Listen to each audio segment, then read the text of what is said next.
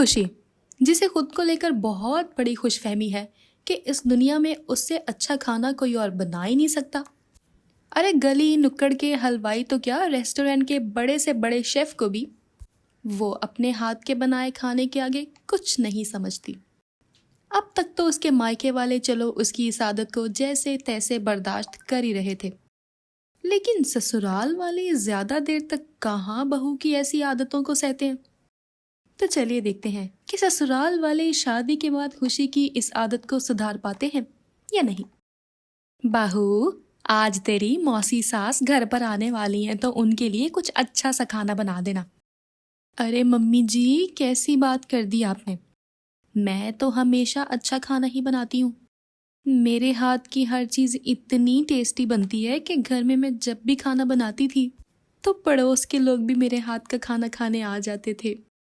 अच्छा अच्छा, चलो बहू, ये तो बहुत अच्छी बात है।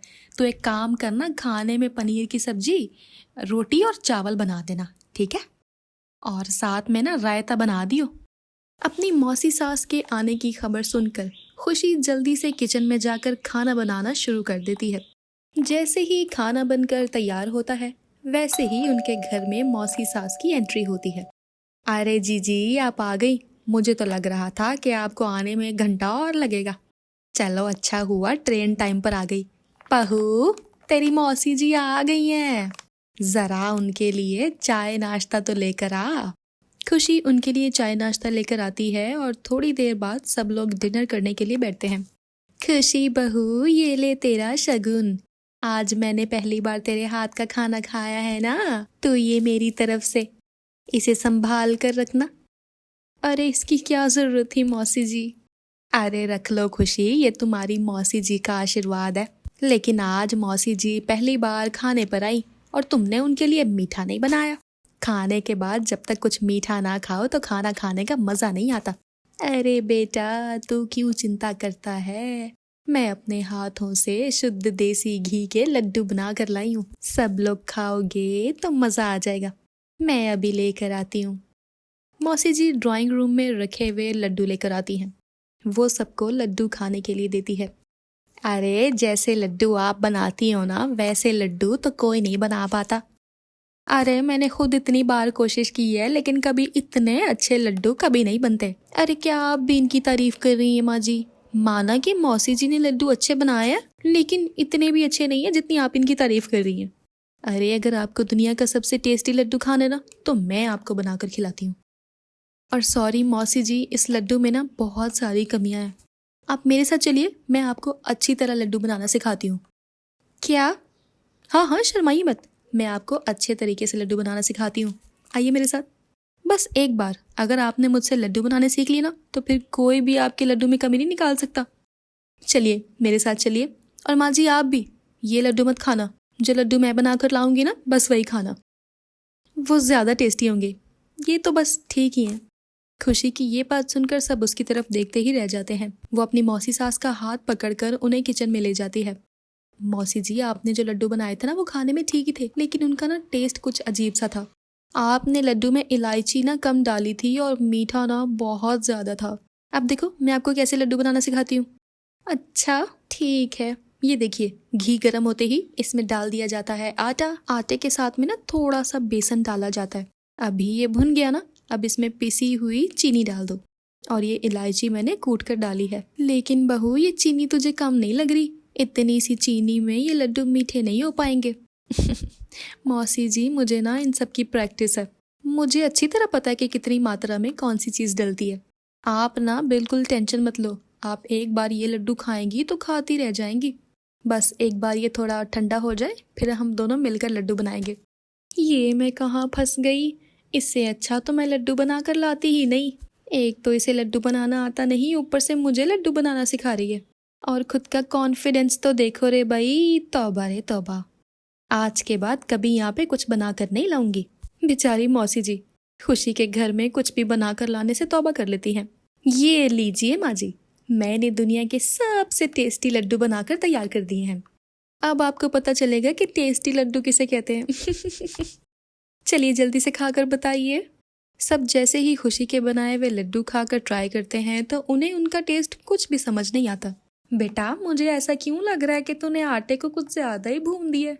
बिल्कुल ना जला हुआ टेस्ट आ रहा है, और मीठा तो लगता है शायद तू भूल गई है ना। सही में मौसी जी ने इतने अच्छे लड्डू बनाए थे, पता नहीं तुमने उसके बाद ये लड्डू क्यों बना दिए। मुझे तो वही वाले लड्डू खाना है भाई, वही लड्डू दे दो। अरे मौसी जी की खुशी के लिए आप ऐसा मत कीजिए ना। मुझे पता है आपको मेरे हाथ के लड्डू ज्यादा अच्छे लग रहे हैं, लेकिन मौसी जी को बुरा ना लगे इसलिए आप वो वाले लड्डू मांग रहे हो ना।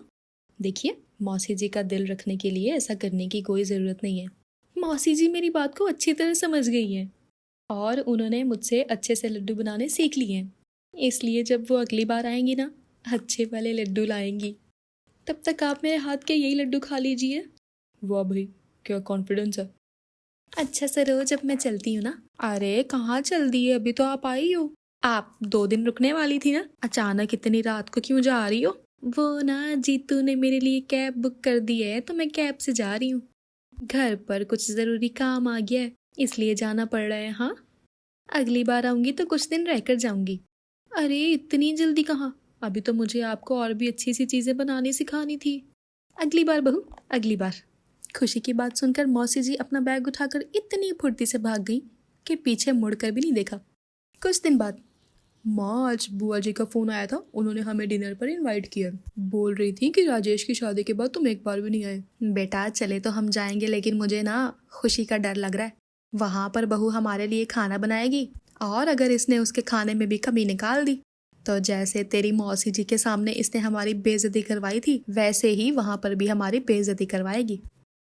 ये डर तो मुझे भी है माँ, लेकिन अब क्या कर सकते हैं। मैं एक बार उसे समझा दूंगा कि वो ऐसा ना करे। क्या किसे समझा दोगे, क्या हुआ। अरे ये यही थी क्या। मैं ये कह रहा था कि आज ना मुझे बुआ जी के यहाँ पर खाने के लिए बुलाया, लेकिन अगर तुम्हारा मन नहीं है तो तुम रहने दो, तुम मत आना, ठीक है। अरे ऐसे कैसे, शादी के बाद एक बार भी हम बुआ जी के घर नहीं गए, और जब आज उन्होंने खुद बुलाया है तो मुझे तो उनके घर जाना ही चाहिए। और वैसे भी अभी राजेश भैया की शादी हुई है तो उनकी वाइफ कैसा खाना बनाती है मुझे ये भी तो देखना है ना। अगर उसने अच्छा खाना नहीं बनाया होगा तो मैं उसे बनाना सिखा दूंगी।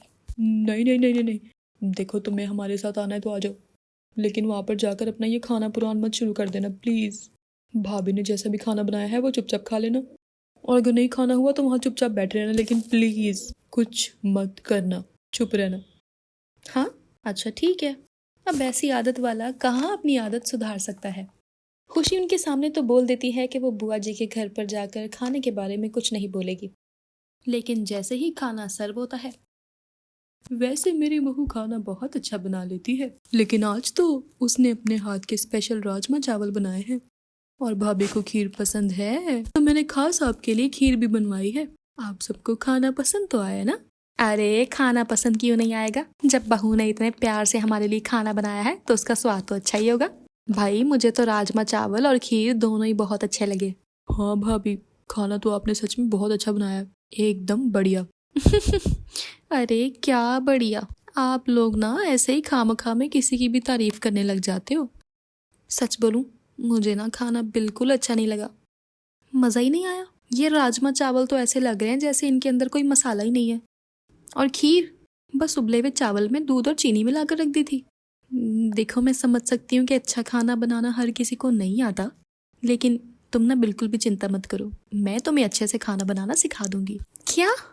अरे अरे भाभी तो सीरियस हो गई। अरे भाभी टेंशन मत लो, ये खुशी ना सबके साथ इसी तरह मजाक करती है। अच्छा अच्छा। अरे लेकिन, अरे क्या लेकिन लेकिन बहू, अब और कितना मजाक करेगी। खाना खाकर बहुत मजा आ गया पिंकी बहू। अच्छा जी जी अब हम चलते हैं। अरे ऐसे कैसे चलते हैं, अभी तो आप लोगों ने खाना भी अच्छे से नहीं खाया। अरे चले जाने दो ना बुआ जी, वरना ये फिर से यहाँ पे सबको अपनी कुकिंग क्लास देने शुरू कर देगी। मौसी जी के सामने तो पहले ही बेइज्जती हो चुकी है, अब ये आपके सामने भी हमारी बेइज्जती करवाना चाहती है। अरे बेटा क्या हो गया तुझे, मैं कहती हूँ थोड़ी देर तो रुक जाइए। थोड़ी देर, आप सुबह का नाश्ता करके चले जाना। पिंकी आलू के पराठे बहुत अच्छे बनाती है। हाँ जी आप लोग रुक जाइए, मैं सुबह आपके लिए आलू के पराठे बना दूंगी। विपुल भैया आपके ऑफिस का लंच भी मैं ही रेडी कर दूंगी, आप बिल्कुल टेंशन मत लो।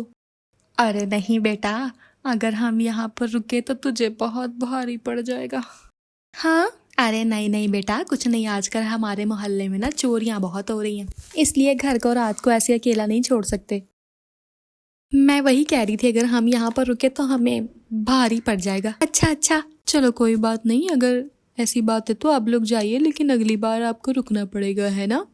हाँ हाँ बिल्कुल जी, लेकिन अगली बार तो इसे साथ में लेकर बिल्कुल नहीं आएंगे। घर आने के बाद मुझे तो समझ में नहीं आ रहा कि आप लोग वहां से बहाना बनाकर क्यों आ गए। बुआ जी हमें रुकने के लिए कह तो रही थी, अगर आप लोग वहां पर रुक जाते ना तो मैं पिंकी को अच्छे तरीके से खाना बनाना सिखा देती। आपने उससे दुनिया की सबसे अच्छी कुक से खाना बनाना सीखने का मौका छीन लिया। लेकिन कोई बात नहीं, अब जब दोबारा उससे मिलूंगी तो उसे खाना बनाना जरूर सिखाऊंगी। उसके हाथ के खाने में कोई स्वाद ही नहीं था। विपुल अपनी बीवी को देखता ही रह जाता है, लेकिन बेचारे को समझ में नहीं आता कि उसे जवाब दे तो क्या दे। कुछ दिन बाद, happy anniversary my love. Happy anniversary my love. आज हमारी एनिवर्सरी है तो मैं सोच रहा हूँ कि तुम्हें डिनर पर लेकर चलूँ। यहाँ पास में एक नया रेस्टोरेंट खुला है, चले वहाँ? अरे लेकिन जब मैं घर पर इतना अच्छा खाना बना लेती हूँ तो आपको बाहर जाकर रेस्टोरेंट से खाना खाने की क्या जरूरत है? मैं हूँ ना, बस आधे घंटे में आपका फेवरेट खाना बनाकर तैयार कर देती हूँ। अरे तुम तो मेरे लिए रोज ही खाना बनाती हो, आज एनिवर्सरी है, मैंने सोचा तुम्हें भी खाना बनाने से थोड़ा रेस्ट मिल जाएगा। मैंने उस रेस्टोरेंट का खाना ट्राई किया, सच में बहुत अच्छा है, तुम्हें भी बहुत पसंद आएगा। तुम चलकर रेडी हो जाओ, मैं माँ को बताता हूँ। ओके बेटा, तो क्यों खामखा अपने सर पर आफत मोल ले रहा है? तुझे पता है ना, ये जब भी किसी के हाथ का खाना खाती है तो उसे खाना बनाना सिखाने में बैठ जाती है। अगर इसने वहां पर भी ऐसा कुछ किया तो सबके सामने हमारी बेइज्जती हो जाएगी। अरे माँ, वहाँ पर तो खाना बनाने के लिए बड़े बड़े शेफ हैं, उनके सामने क्या बोल पाएगी? मुझे नहीं लगता कि खुशी रेस्टोरेंट में जाकर ऐसा करेगी। जिसका डर था खुशी रेस्टोरेंट में भी वैसा ही करती है। माँ बेटा खुशी की इस आदत से बहुत परेशान हो चुके थे। माँ, अगर इसकी ये आदत नहीं सुधरी तो हम तो इसे कहीं पर भी नहीं ले जा सकते। जहाँ भी जाती है हमारी बेइज्जती करवा देती है। इसकी आदत कैसे सुधारें? आइडिया, हम इसे बेस्ट शेफ के कंपटीशन पे भेजते हैं, और खाना तो ये जैसा बनाती है वो हमें पता ही है। वहां पर जाकर सबके सामने इसे अपने खाने की असलियत पता चलेगी ना, उस दिन के बाद अपने आप ही ये आदत छोड़ देगी। अरे वाह माँ, क्या आइडिया निकाला है। जब सबके सामने इसके खाने की बेइज्जती होगी तब इसे समझ में आएगी कि दूसरों के बनाए हुए खाने में कमियां नहीं निकालते। विपुल खुशी से बिना पूछे ही खुशी के कंपटीशन का फॉर्म फिल कर देता है और अगले हफ्ते उसे कंपटीशन में लेकर जाता है। मैं नहीं मानती, ये क्या बेटा, ये कैसे हो गया बेटा? पहले जहाँ खुशी का खाना बनाने का कॉन्फिडेंस 7वें आसमान पर था, अब बेस्ट शेफ का कंपटीशन जीतने के बाद उसका ये कॉन्फिडेंस 7वें आसमान से भी ऊपर जा चुका था।